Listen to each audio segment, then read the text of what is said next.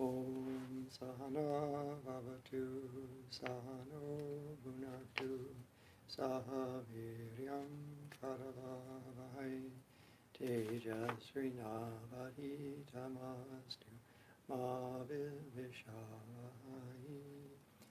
Om Shanti Shanti Shanti.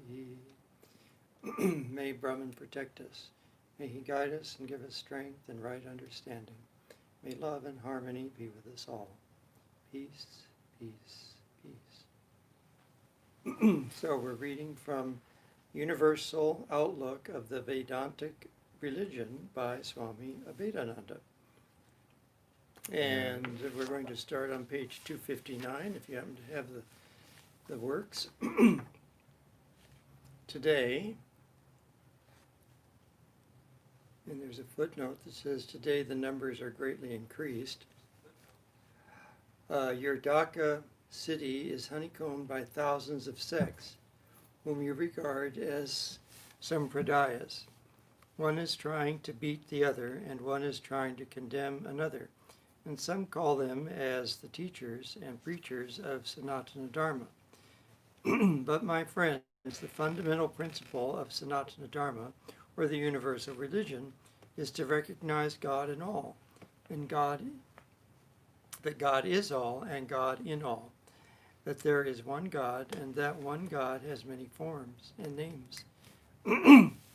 We may call him Vishnu, or Shiva, or Kali, or Durga, or Brahman, or Allah, or Jehovah, but all are one and the same God.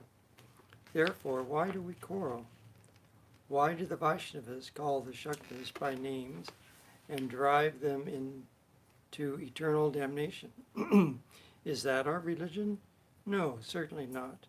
The Vaishnavas are worshiping the same God whom the Shaktas worship. The Hindus are worshiping the same God whom the Muslims are worshiping. So, why do you not recognize the same God under different names? Because God is the fundamental principle and the real essence.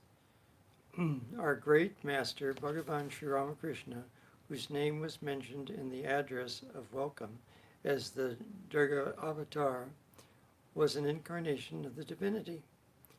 In this cycle, or yuga, Bhagavan Sri Ramakrishna came to establish the harmony of religions, that the same God who is worshipped by the Hindus of all sects is worshipped by the Muslims and also by the Christians. Sri Ramakrishna gave an illustration that as the same substance, water, is called by some as pani and others as bari, by others as jalam, and in France they call it eau, I guess. Is it the way? Eau. In Germany they call it Wasser. Wasser, ja, das ist what they call it, ja. And in England, they call it water, but the substance is one and the same. Now, when an Englishman is thirsty, he will ask for water by calling it in English, but the same water will quench the thirst of a Frenchman, although he does not use the English word. And the same water will quench the thirst of a Hindu who calls it jalam, pani, or bari. As water is one and the same, names only vary, so there is only one God, whose names are many, but whose substance is one and the same. And Bhagavan Sri Ramakrishna came to prove to the world by his own practices and experiences. You are familiar with all the spiritual experiences he attained during the time of the spiritual sadhana. When once he wanted to know whether through Islam the same ideal can be reached, he ate like a Muslim and dressed like a Muslim, and through that method he found that the same ideal can be attained also by sadhana as prescribed in the Vedas. Then through the Christian method he discovered the same ideal. He emphasized that he who is worshipped by the Christians, by the Muslims, by the Vaishnavas, and by other sectarians is one and the same God. Have we not seen with our own eyes the Christians coming at their feet and worshiping Sri At his Ramakrishna. feet, I think. At his feet, Uh-huh. and worshiping Sri Ramakrishna as their ideal Christ, who is regarded as the Son of the Almighty Father.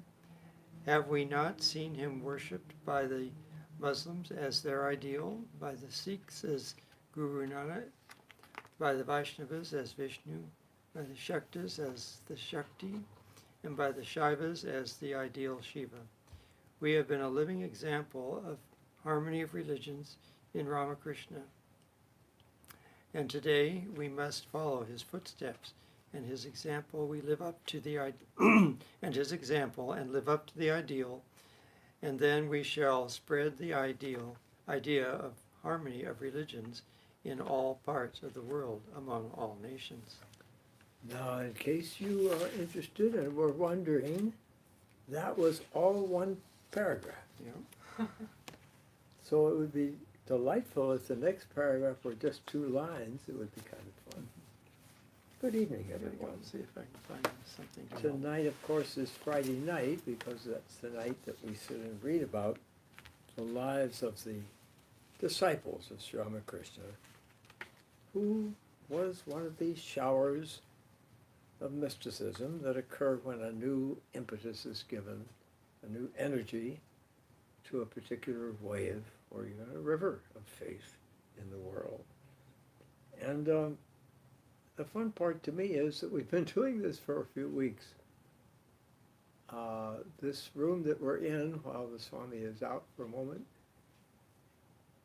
was the temple for 8 years. Can you imagine that? From 1929. Well, that's almost 10 years. I'm not very good. 9 years. Help me with my math. 9 years. To 1938. And this was all the church there was. And it was a living room. It wasn't even an official building as a church. It was a family of a young man that came from India, filled with the Spirit of God and shining. So some people recognize that there's something special about him, and it kind of said, what he has, I want some of, you know. And welcome to the living room. We're just talking about the fact that this was the temple for all these years, 9 years before the church, the temple was actually built right across the way. So welcome everyone around the United States. I'm pretty thrilled. I just got a call from Kentucky before we came over. It was a lovely feeling. A fellow named Michael Head. I'm quite sure he was born Episcopalian. And he's mystical. Many Episcopalians have that tradition as well. And it was a nice way to begin the day. But the reason, Diana and I were talking about this earlier tonight, it's just right in the middle of the high holidays. The twin towers of spirituality, New Year's, and maybe 10 or 12, say 10 days later, I think it's this Tuesday, the marvelous beginning of the new year, which is called the Day of Atonement. Now you look that up in the dictionary, it's quite something to look up in the book. It's called at-one-ment. And it really means at-one-ment with God and with your fellow human beings. So I think the Swami was really very clever. He found the longest paragraph that anybody's written since Vivekananda, and then I think he has some things he really needs to attend to. So let's see what the Swami Abhedanana is saying further about his recent trip to the West, which lasted 25 years. He's talking about India now. He's sort of settled down. He talked the first night or two. He got back at the first part of it about his experiences in America and wanted to talk heart to heart with his fellow Indian people about how he had to bring the idea of universality to the West. They didn't have it when he arrived, when Vivekananda came that much. And indeed he did. And as we say, look how far we've come since then. We find that Muslims and Sikhs, just recently at the time of Swamiji's speech, September 11th, 1893, they had a 127th anniversary for it. Well, all around the world they had a celebration. The actual celebration was taking place in India and America, various places. on the internet. And after the Swamis spoke, they were given that opportunity, gifted that opportunity to speak. A Sikh spoke, and a Jain spoke, and the Muslims will come, and all of them are talking the same language. It's harmony now, and it's love. So big thing, and this is taking place early in the 20th century. But Swamiji, as we know, gave his wonderful speech about harmony at the Parliament of the World's Religions, the World's Fair in Chicago in 1893. So let's see where he leads us now on this path of journey. Tonight, you know that your forefathers, speaking the Indians, well, now, were the first preachers of great religion which inundated the continent of Asia in earlier times, and propagated by Buddha, the great founder of Buddhism.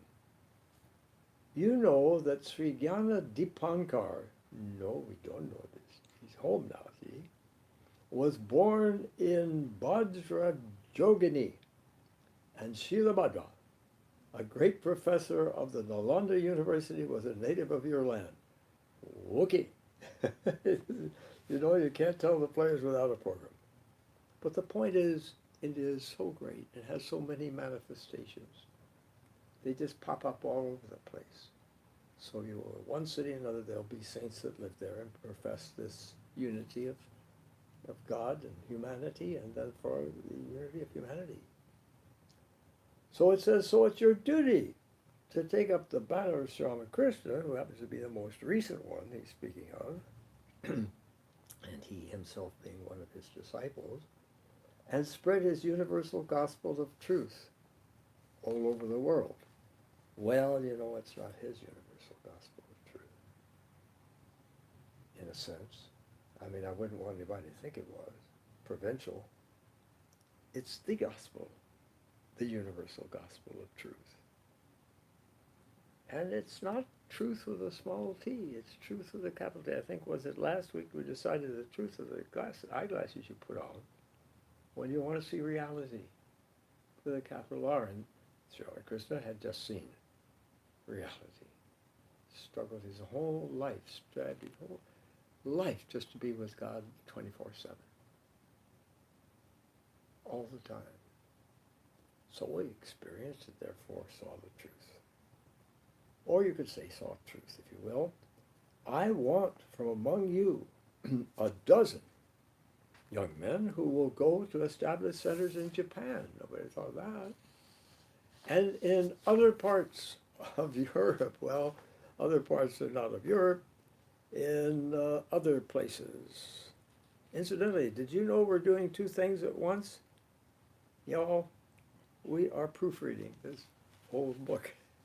Other places in Europe, like Germany, and other lands, speaking their language and teaching them the universal religion, which was taught by Bhagavan Sri Ramakrishna.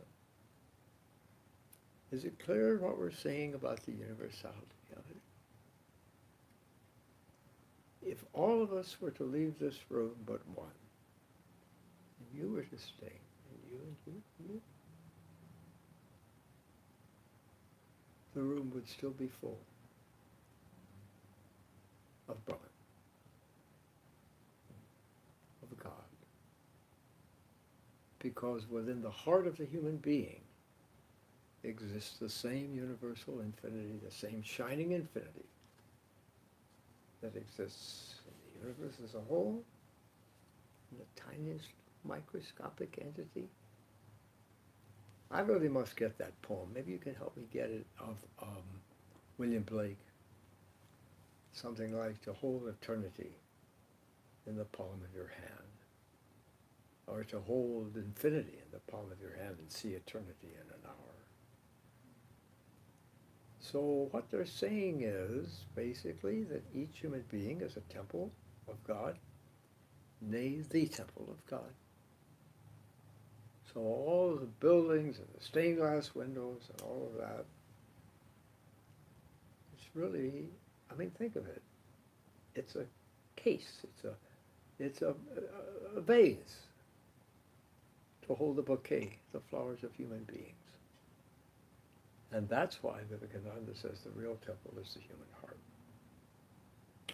And these superluminaries, Jesus, oh my goodness. Even Gandhi would go around saying things like this on a good morning before 11 o'clock tea. If one man has more than he needs, and another has less than he needs, the first man is stealing from the second. Now, in my experience before coming here and all that, I'd only heard one other fellow that talked like that. And you know who I mean? Jesus.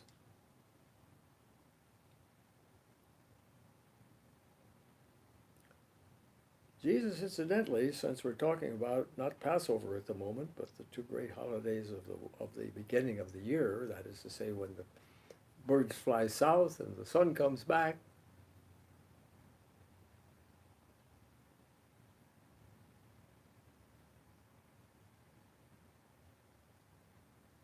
Jesus was known as an itinerant rabbi. He walks the length and breadth of one of the two sacred motherlands of spirituality in the world, India, I suspect, being the other. Country preacher, went into the synagogue frequently. And I got the notion, I'm not very good at math anyway, that 5/8 or whatever he had to say comes out of places like Deuteronomy. It's the Hebrew Bible, steeped in it. Why Deuteronomy? Well, thou shalt love the Lord thy God with all thy heart and soul and strength and mind. One of the Gospels has all 4 yogas in there. And thy neighbor as thyself. Not just as a good idea. It might be a good idea. Because when you're looking in the face of your neighbor, as we are invited to do on Tuesday, the guy that lives next door, and shake his hand.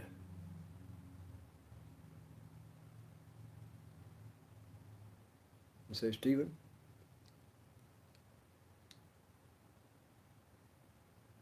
I want you to be happy this year, this new year that just started.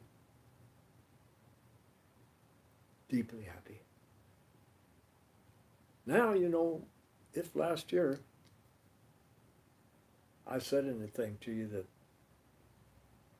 made you uncomfortable, either I was being a little thoughtless, wasn't thinking very clearly, or just messed up,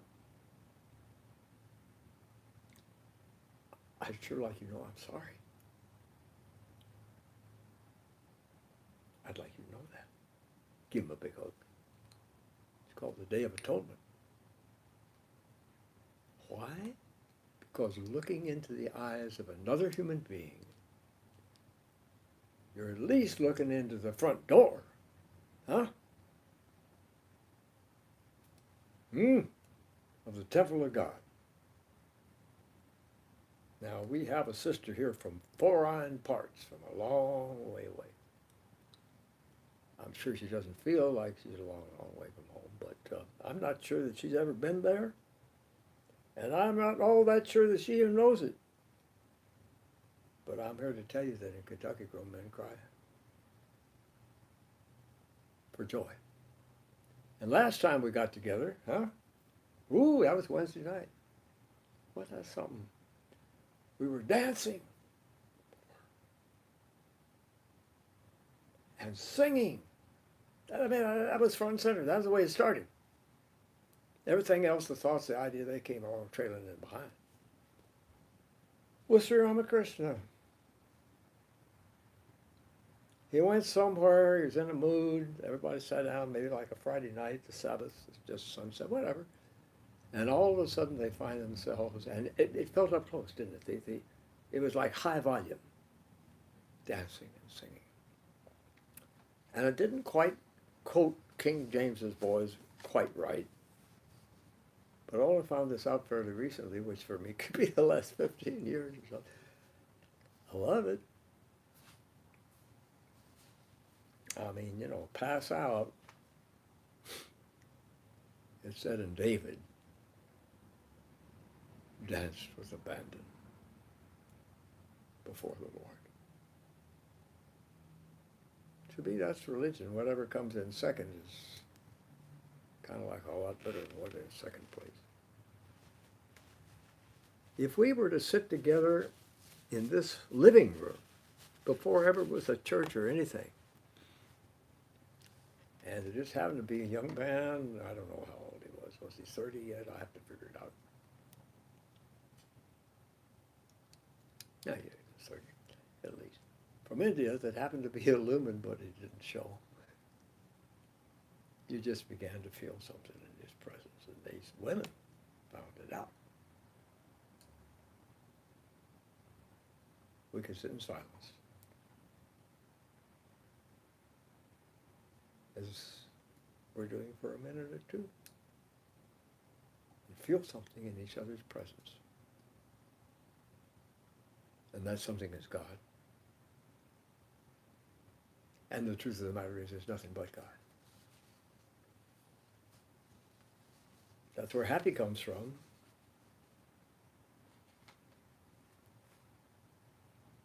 That we're beginning to learn.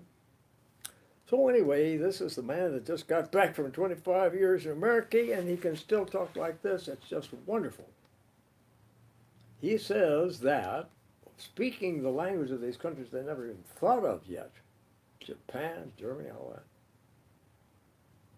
and teaching them the universal religion, Vedanta. Incidentally, Vedanta is not another church. We ally with no denomination. No. And we ally with no, certainly, political party. We've got something else to do. Kingdom of God. Where is it? Where is it? She said it's in here. And I kind of think it's time to update it. I mean, this is a nice phrase. So I hope you don't mind. You are really dealing with a simple country boy here anyway. I call it the country of the spirit. And if a scene really gets me stirred up, I call it God country, and then people get upset, get excited anyway. You're looking at two dimensions like this, and you see the parties, and you see the countries, and it's a soccer game, and they're going at it hammer and tongue, and my goodness gracious. But you raise up your altitude of perception to three dimensions, and you look down and see all that stuff going on. It's a TV show, behind glass. And you resort to God country. Now, I got in a little tangle. I didn't get into it, but it happened because somebody, it was Richard Bragstad, our Norwegian Swami alumnus, you know, Babesh not up there in water, sent me something that Mandela said, Nelson Mandela, and he basically said that people who didn't see the love and the harmony and the spirituality in each other, which is something we're re-examining again in this country, as every so often we must do. He's speaking from the South African experience, and he called these people foolish. Because, says he, we really are one. Now, you know, Joseph and Jeff are wonderful members of the Southern California Committee for the Pardon of the World. They've got in a tangle on that on the internet. And one of them was trying to say from an ancient perspective, well, maybe he was foolish to even think that people would just naturally assume, you know, they were like that. But what I think was missed in the conversation, and I don't care to enter into it right now, it's going on still probably on the internet, between these two.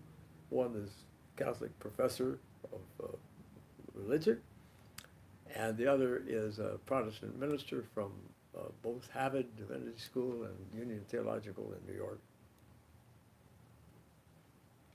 What they don't seem to understand, one of them that's raising this point, no, it's foolish to talk like that. The whole history of the world is quite opposite. Like, nobody thinks like that. Well, our founding Swami, who sat in this room, and then later came Aldous Huxley, and all these people sat on the easy chairs on the arm of the chair. One of them, Gerald Hurd, sitting in the chair, Aldous Huxley on the arm. And I say that because these were Englishmen, but I'm here because of Gerald Hurd, and other people came because of Aldous Huxley, and others because of Chris Fisher. But these three Englishmen, oh yeah, we had to wait for the Swami to tell us that you put the founders of all the great rivers of faith in the world together in a room, let's say in a cage. I want you to think about these things kind of like empirically, concretely. There they are. And they will love each other. They will. That's what the boys are missing in this conversation. Oh, nobody thinks like that. And you put the followers in a cage, and they're going to fight.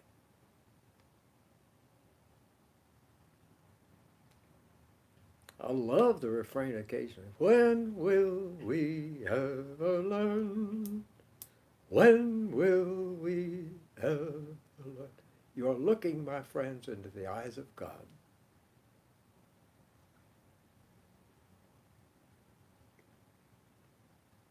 Look into the eyes of a fellow human being. Now, Swamiji gets rough on us, just like Jesus and God did, a few people like that, because he's liable to come up with some wing-ding of an idea that if you look at somebody and his eyes are glazed over, that makes no, never mind. Alcohol, whatever it may be.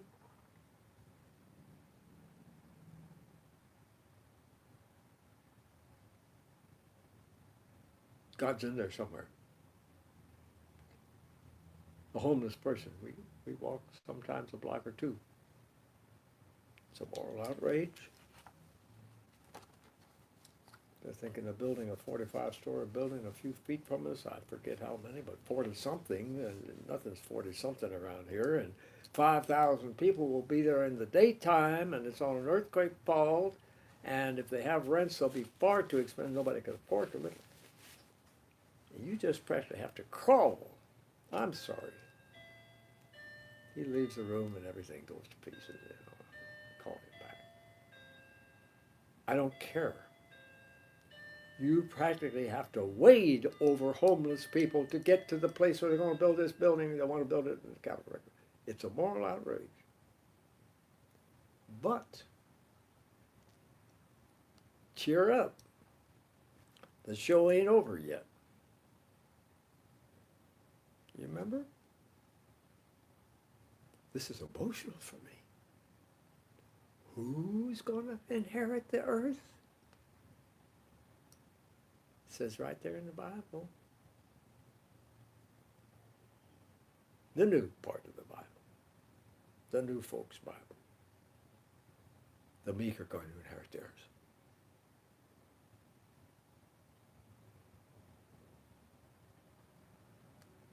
So he's talking about Japan, my goodness, he's talking about Germany, all this. And they did. They set up centers there.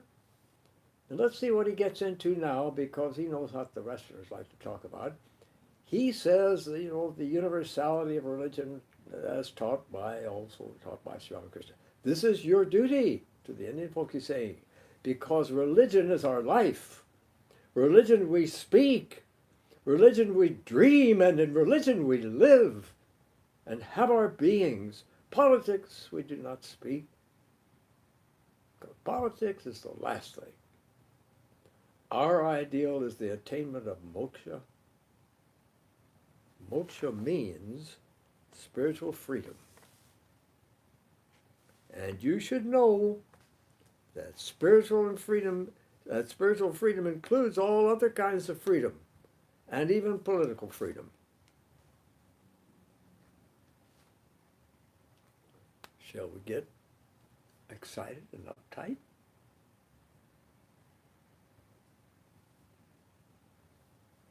Includes the freedom of the mother and home to have her own destiny, her own course among the stars, her own journey through space and time. At the same time, yes, that she's trying to see the one she loves, which is her husband, is inside of him, is God. And raise the kids to be upright and leaders. It means that the fellow that is doing all the hard work now, certainly on the American farms here in the Southwest, likely to be Latino. It means our brothers in the spirit. Yes. And our teachers. The ministry, the living ministry of the greatest group of practicing Christians the world has ever seen, the African American folks in America. It means seeing no difference as you're sitting in a circle. The only difference we got is in the angle of perception. So anyway, can we share our standpoints? First, I think we're going to have to come off something. We've been talking about this quite a bit. Called the ego. And a lot of us have a lot to learn. Some of us have a little more to learn than others. I'm talking about even sociological groups. That's the way I feel tonight. Because something called superiority has crept into our subconscious. We don't even know, sir. I mean, it's no big thing. We can admit that. It is subconscious, unconscious. I am the great I am. It's my way or the highway. Believe as I do, because I know it's right for me. I'm supposed to take all year long, like Jupiter takes 200 years to go around the sun or some fool thing, and go over to the other side of the circle, bring you over to my side of the circle. But all we have to do is go to the center of the circle and find God. And oh yes, find each other along the way. It's quite exciting, So he says, moksha. That means freedom, spiritual freedom, is our ideal. And that ideal we shall hold close to our bosoms and regard it as an aim, as the aim, an object of our life. And if any system, I don't care if it's yours, mine, the other guys, would interfere with this ideal, we would, and he means we will fight tooth and nail to overcome that obstruction. Now that doesn't necessarily mean the people. That means our perception of it as an obstruction. And Jesus had the idea, he was pretty amazing, wasn't he, to love that enemy. Because that's really the best and quickest way to get rid of him. All righty.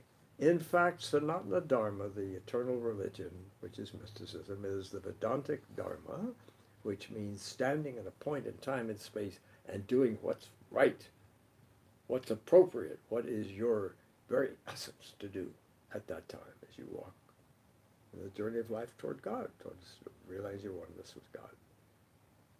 So, in fact, Sanatana Dharma is the Vedantic Dharma, which is non-sectarian and universal. The outlook of the Vedantic Dharma, the path, the way, is broad. The Sanatana Dharma, the eternal religion, teaches that we should all be united. Because unity is the goal of our religion. The Hindus, the Muslims, I love that expression, you don't hear that much anymore. The Parsis, and the Christians. Parsis, that's the Sikhs, isn't it? That must be the people from that speak Farsi, the Zoroastrians, all those folks back in there. And the Christians should all be united for the good of their motherlands. How about that? There should be no dissension among different sampradayas, i.e. sects and communities, like the Vaishnavas, the Shaktas, and the Shaivites, but we should all join our hands and hearts together for the good of our country. Think of it. That's a lovely way to put it. And people. Now, he's not saying, for the right, the accuracy. He's not saying we should do this for to be on correct.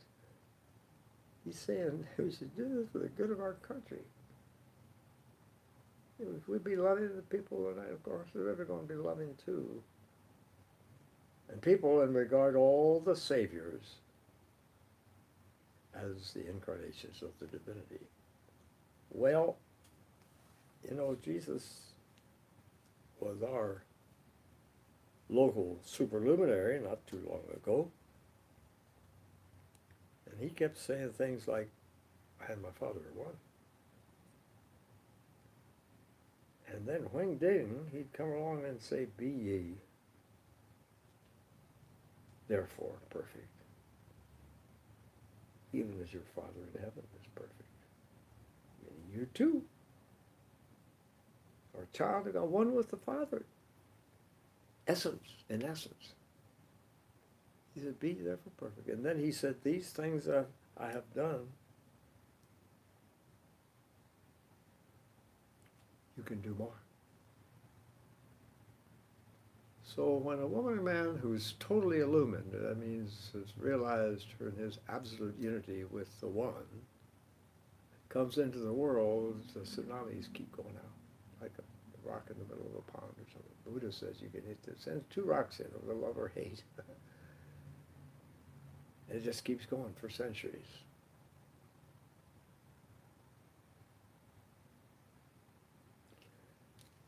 But we sure would like to be on the right side, that's the point. And that means the inside.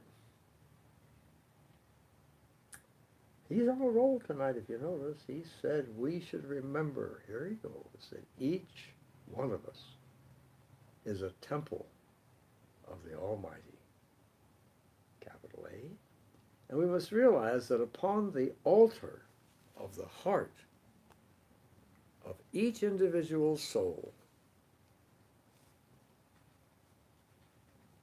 is seated the Almighty Being, capital B. And that Almighty Being is to be worshipped in spirit and by spirit. I actually feel it tonight with y'all. I actually feel it. I think maybe we all do. We're not people dressed in different clothes or colors. We were born in different cities, all over this blessed land, 3 million square miles. Peoria, Wichita, Hoboken, San Pedro. We're sitting here with nothing but love in our hearts. One of my favorite phrases in the Bible, and I have to take it a little bit out of context, I understand that, but you can do this between you and God, you can play ping pong. It said,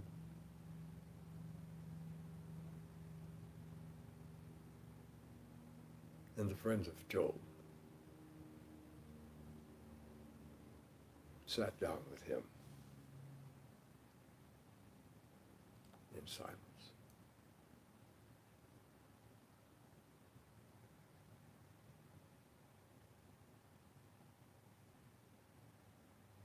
I wonder if y'all understand. A man called me from Kentucky tonight. No reason to do so. Haven't heard from him for years. He was here once. Mystic, lawyer, named Michael Head. Hi, Michael. Just thought I'd call you up and say hello. I'm going to see Steve, one of our spirit brothers down there. Steve's boy was initiated. That was banned by Swami when he came You see, friends, the problem is it don't take much. What it takes is leaving aside a lot of things that we do take up our day with, whether it's the daily newspaper headline. I'm feeling it tonight. I felt this way with Abhedanana more than once, and last Wednesday night with Ramakrishna. When we have succeeded, you could plaster this up on the wall like Tom Sawyer or something, you know? Be a paper hanger.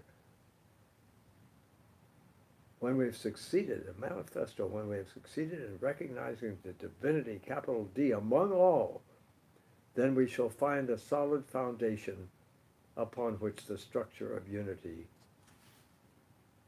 should be established, can be established. Now, words like these, which just their goal, they just ring their bells, to me are very, very similar to what we ran into last Wednesday night when we found that right near the microphone, right near wherever we were reading about Ramakrishna that evening, there were drums and cymbals. Wow. And we were dancing. Ramakrishna's dancing. The Brahmo Samaj people, they don't dance. They're dancing. Dancing in the light of God. Dancing in the light of God. And these words are like that to me tonight. They're more music than they are lyrics.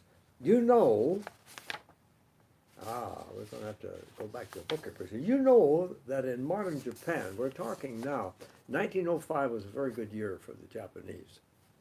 Along about that time, Teddy Roosevelt had just been elected for full first term by a landslide.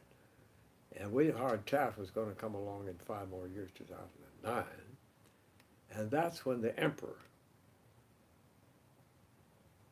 imagine, of Japan, sent the cherry trees to William Howard Taft that now are growing around the basin in Washington, D.C. A hope every spring, just as a hope are these high holidays for a new year of spirit. And the hope is every spring that the real birth of freedom, the real birth of love in this country, which said as its founding axiom, think of it, nobody thought that way in those days, that everyone is created equal. Why? Not because of our diversity, because of our oneness. Because there's nothing but God. It's all about God. So, you know that in modern Japan, the ideal of religion is unity and patriotism. Well, you see where that kind of... Yeah, you can love your country, but you have to love it in the way that you're good to your country and people. We should all join our hands and hearts together and regard all of these the people who have been spiritually elevated in the history of humanity from every part of the world, regard them all as incarnations, that is to say, children of God, of divinity. Now we'll find out a little bit about that in the blessed year of 1905, 1920, whatever he's getting back. You also know that in Japan there are about 60 million people. These are old-fashioned statistics, but that's not too far off. 60 million people. And these 60 million people have one mind. By golly, I bet you could say, that's an Oriental thing, isn't it? Chinese. They tend to be able to do that more than we do. My Lord, we can't even get gun control in this country, eh? We can't even keep from killing ourselves. Let me just face it for a moment. With the coronavirus, because dumbbells, we won't wear masks. Hey, that's brave. That's really big of you, huh? That's adult. That's grown up. And that's because it's all about I, which is our great strength and our spiritual goal, wealth in this country. And it's also the other side of the coin, which is the terrible thing. We can't get enough we together to worry about you if I should sneeze in public. But my friends, I don't care whether you feel the same way or not. But I want you to believe me. I don't feel that way tonight. In your company. And remember that includes Tom and Susan and Jane and Richard. A couple of whom, hi. For like her in India, hi. God country.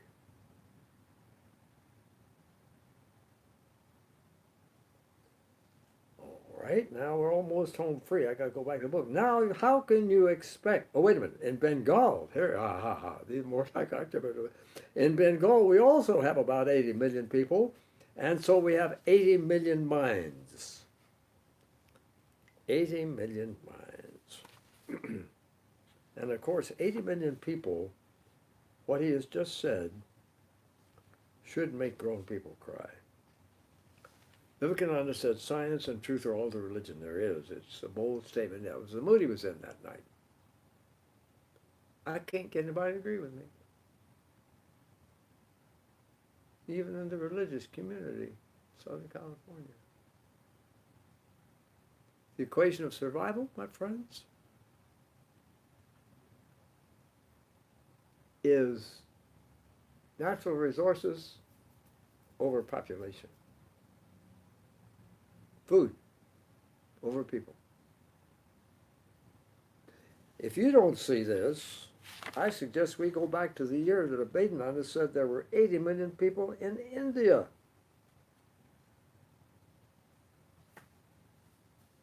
Now, if you take out Pakistan for the time being, and you take out Bangladesh, and I don't even want to hazard it because it's more today than it was yesterday, you got 1 point something billion people in India. Talk about making a grown man cry. If we, as apostles, wanting to be apostles of the truth, of the light, remember what Jesus said? He said, go shine your light on the Gentiles. That's what he said. Well, we, my friends, vis-a-vis India, are the Gentiles. And if anybody is kind of like confused on this point, this is the number one problem in the world. It's overpopulation. And what's the number two problem? Overpopulation. How about the third one? We're getting down through scarcity of food and wars and disease and stuff. Forest fires burning. The number three problem is overpopulation.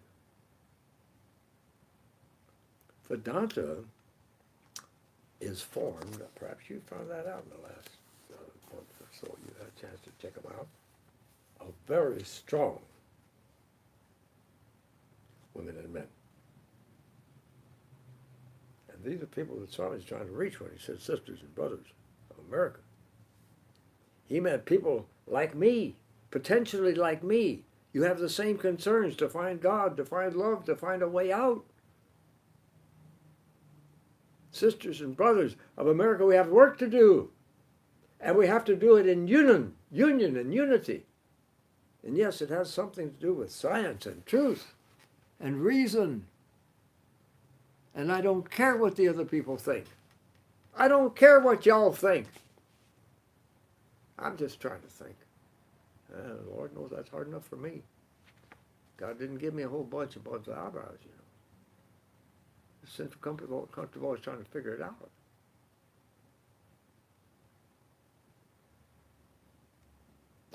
Overpopulation. So Vedanta people can be very strong. Now, how can you expect to do anything, he says, when you cannot hold your heads together and form a company? And he's speaking to the whole folks now at that day. We have great things to learn from the Europeans. Imagine that. Who goes around saying things like that? We have great things to learn from. You fill in the name of the country. You ever heard that in America? Or from the Americans. Now guess what he gives us credit for? For their methods of work. What time is it? 8:20. All right, let's just get back to the book. Go back to the book here. 261. He says the fundamental principle of business, well, that's interesting, in England and America is honesty. He doesn't say that business is honest. Exactly, does he? He says the fundamental business in England and America is honesty. Well, you know, you really can't have, I'm sorry, kids, what do you think, a democracy if you don't have honesty? The bedrock, the ultimate irreducible axiom of democracy is, I trust you. I believe you. And on the frontier, a man's word was his bond, and I know for a fact, I know it from Southern Illinois, that one man will go for another man's collar if he thinks that he's just been accused of not telling the truth, that he said something. The other guy might not have realized it, but the fellow has taken it that way. You call me a liar? Hey, you know what the greatest imprecation, not quite an imprecation, but put down on the frontier, and we all lived on the frontier for a while, you know, when we got off the boat, if it happened to be the East Coast or off the plane yesterday, for that matter. On the frontier, the worst thing you could say about a man is he's a liar and a horse thief and a poor judge of whiskey. So that's true. The bedrock of democracy in England and America is honesty. But are you honest in your business? Aha! Aha! He keeps saying things right after I figure out what you go. If you are not, study the European characteristics. Go and find in the European shops how they follow the method. The method is whatever they say they do, and they mean it. Isn't this fun? Everybody comes out looking good tonight. But you say one thing and do a third one and preach a fourth one. He's speaking to his cousins. He has the right to say anything he wants, doesn't he? They have a right to respond. But if you go to a European shop, they will tell you plainly that this is so, and so as it is written on the label, and they mean it, and you pay for it. Otherwise, you get out. But my friends, go to your shop, the worst thing is supplied, a false label put on, the worst thing is presented to you. She's talking to his own people, folks. As the best thing, and you give the full price, and you're cheated, and when you come home, you curse the man and say, I shall never go to that shop again. But I do not say that all the businessmen practice this bad habit. I mean, and this is what he means. See how it comes out on the reality side of everything. I mean that by that way you cannot live. You cannot raise your country. Hey, I ain't even going to call you brothers and sisters, because our sister and brother haven't met y'all. May I call you my beloved? Huh? Let me do that. Huh? Let's give each other the benefit of the doubt until we prove each other wrong. And let's never prove each other wrong. This is God country. That's what he's talking about. I mean by that way you cannot live, and get this one, you cannot raise your country, and you cannot even maintain your independence by a dishonest method. So you must be honest in dealing with others. You must be absolutely honest, and this honesty, you have to learn. Hey, he's talking to Indian folks now, he's talking to us too, from the Europeans. Because you've lost it, and therefore you shall have to gain it again. He's banking everybody around. Instead of imitating their vices, drunkenness, and their gambling in the race course, you just study their honesty and follow their practice of truthfulness. Dear folks, is it 5 minutes till 8:30, what do we got? Yep, 5 minutes too. We have a pilgrim here from far land. Matter of fact, from the east. That's where the wise men came on. You want to tell us something about your journey or about anything at all on life? And give us your name if that is important. Talk to us. I just want to hear you speak, just the way you speak. That's the main thing. No, tell us anything you want about your trip here or anything that comes to your mind. But tell them your name, just so they'll know how to ring the doorbell. My name is Zoe. Zoe. Zoe. That's good enough. First name's good enough. Okay. We'll be first namers tonight. Spent a month in Santa Barbara before coming here. Oh, wait a minute. Nobody can hear this. I can't even. Let's try. That gonna be okay? Beautiful. So you stayed there a month, you say? In Santa Barbara. Arrived How long here. would you do a thing like that? I was in the woods of Tennessee. There you go. I spent 2 years at the conservatory in San Francisco, and then when the pandemic hit, went to the woods in Tennessee, and was digging into spiritual life and this diet, Arnold Ehret's mucusless healing system, a lot of fruit and a lot of reading. Decided I need to be around holy people. So I wrote an email here after reading Swami Vivekananda's complete writings and the book on Holy Mother. We did that too here. It was 15 years. Oh, very nice. Okay. I heard all that. Yeah. And I heard the words you ended with. And I think that some of our elders or wiser people, something like that, the wise people, see, there's a difference between either a wise guy and really having something going on inside. We'll say that, am I permitted, am I right? That the last two words that she used, for her, should probably be enough for a lifetime. She said, Holy Mother. That's to be your guide, you know. Not talking about chosen ideal and all that.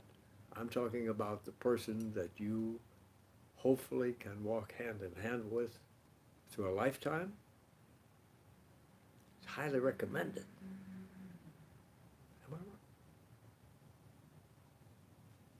wrong? Okay, you got the distaff side. You got a Supreme Court judge on one side, a Supreme Court judge on the other.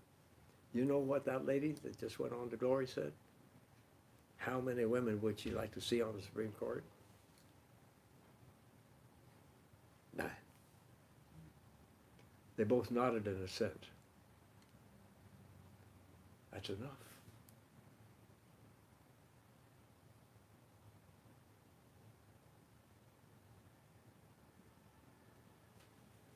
So just tell me, is it 8:39, 8:40? 8:28. 8:28. You can wrap it up. No, I want to hear from you. I got nothing to say. Yeah, but you do. Tell me something. Eh? I'm a humble lady. Huh? I'm a humble lady. Yeah, well, that's a good story. In your case, silence speaks volumes. This is what we must attain. I'll tell you this in the way out. My daddy we were farmers all the way down. As they say, turtles all the way down. The Indians said, what's holding up the world? Somebody else said, we've been there recently, what's holding the world? A turtle. Thinks for a while, says, well, what's holding up the turtle? Is it a turtle? I said, that turtle? He said, it's turtles all the way down. So as far as I can remember, our folks were farmers. And Dad was the first one, I guess, in our family to go to college, or at least to get through. But I'm confused because his elder brother was 5 years older, Uncle Harry, and he taught John Scopes his high school biology, and he was the principal of high school biology, whatever. Dad went to Indiana University, and he picked up a couple of degrees there in chemistry and whatnot. And he had a friend named Lloyd Ziegler who became a psychologist here in California. He came to visit us. He was his best friend. And apropos of where we have been tonight, Dad, his brother-in-law, my mother's brother, Uncle Wayne, said Dad used to walk a lot. He enjoyed really walking for miles. So he walked with Lloyd Ziegler for a long time in silence. I'm talking about where we really reach each other. Huh? And he said, I never had such communion with a man in my life. I really think, thanks to Swami Abhedanana, would that be all right? Is that a wonderful evening here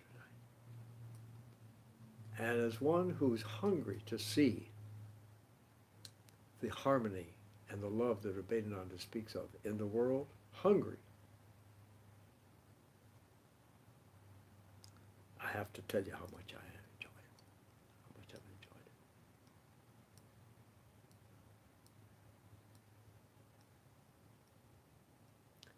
it. If you cannot pray like Peter, and you cannot preach like Paul, you can go tell the people he lived to save us all.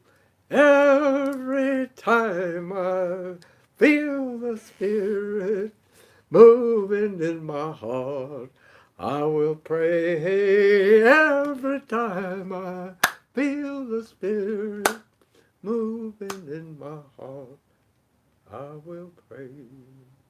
Every time I feel the Spirit